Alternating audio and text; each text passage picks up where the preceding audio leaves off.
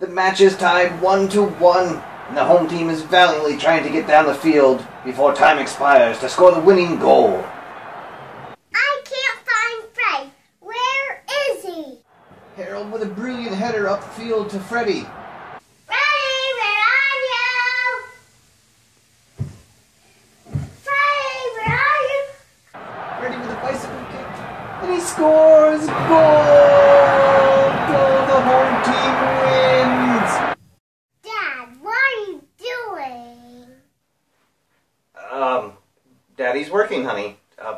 Where's Mom?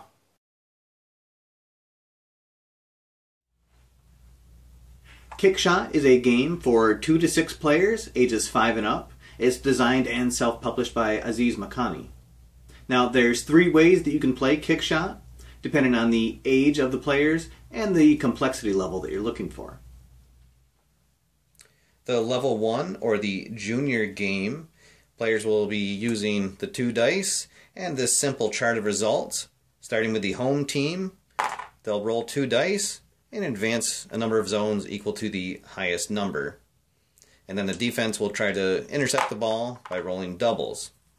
If the offense advances the ball down to zone 1, they'll get a shot on goal, and then the teams will simply roll off with the high roll winning. If the offense gets the high one, they'll get a goal chip, and if the defense gets the high roll, they block the shot and take possession of the ball.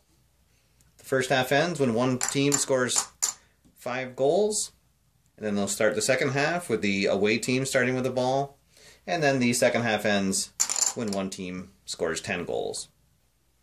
The level 2 version is referred to as a warm-up game, and in this version both the home and away team will get their own deck of action cards. And there's also a third deck of referee cards that will be earned when a team advances into the 1 zone. To start a warm-up game, first you'll separate each of the decks into offensive and defensive cards, and you'll only be using the cards that have the warm-up symbol on them. Then players will each get 4 offensive cards and 2 defensive cards to start the match, and then you'll shuffle the decks together and put them on their draw pile. The first half of the game begins with the home team starting with the ball at midfield. They'll roll the 2 dice and advance it the number of the highest die roll. Then play moves over to the away team, where they can play a card. So when they're on defense, they can play a defensive card and try to intercept the ball. If they're successful in doing that, you'll flip the marker over to show that they just took possession. Then they draw a card to refill their hand, and then play goes back to the home team.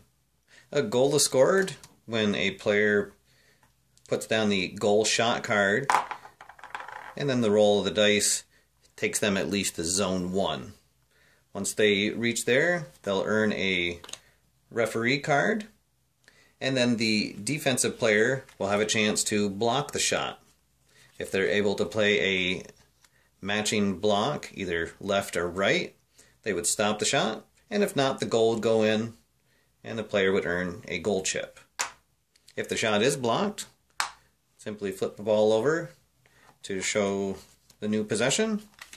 Both teams would draw their hand back to 6 cards, and then the team that just took possession would roll the dice to move the ball out of the goalie zone.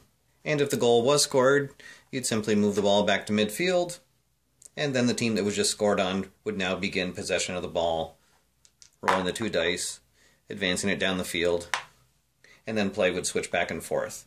The first half ends when either player draws the last card from their action deck, and then you would start the second half with the away team starting at midfield.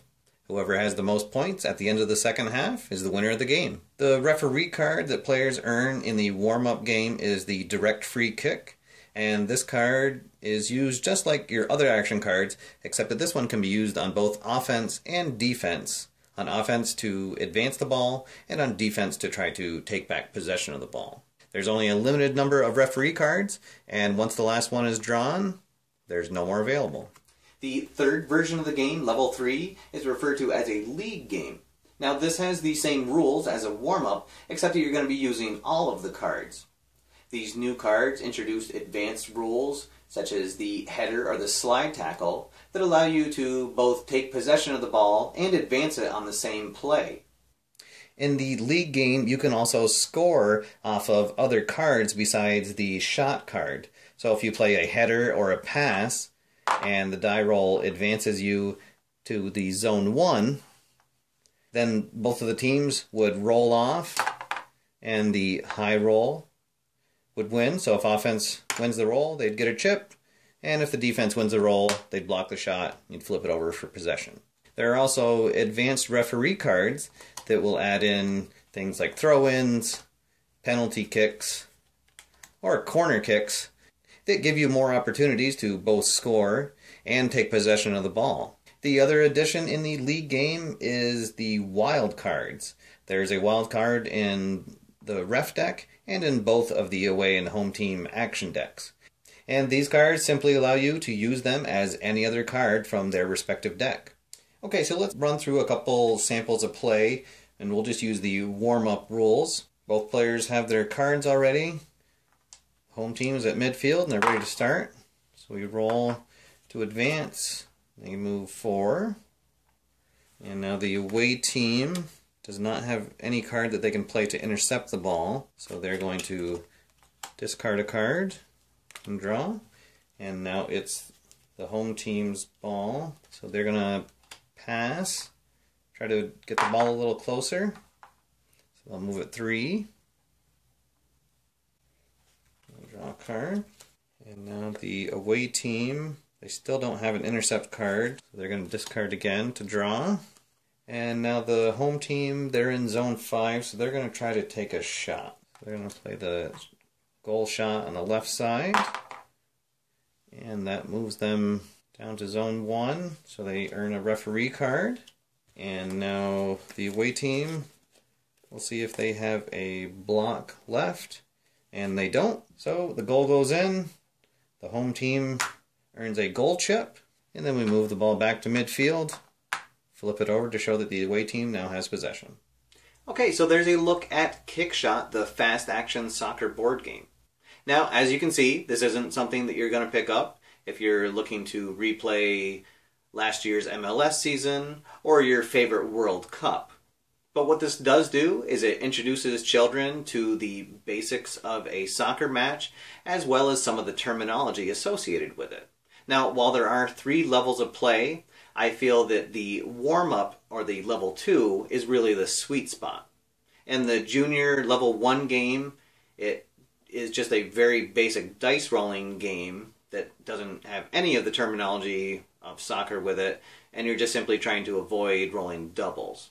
However, with the warm-up game, you introduce the cards, you have the strategy involved and making sure you always have a block left and right, and the pacing of the game is really great because of the small number of cards that are involved, so you can get a half in around 10 or 15 minutes and play a full match in 25-30 minutes. With the league game, or the level 3, while it does add the advanced cards that will appeal to the older gamers, I feel really what this does is it bogs down the pacing of the game.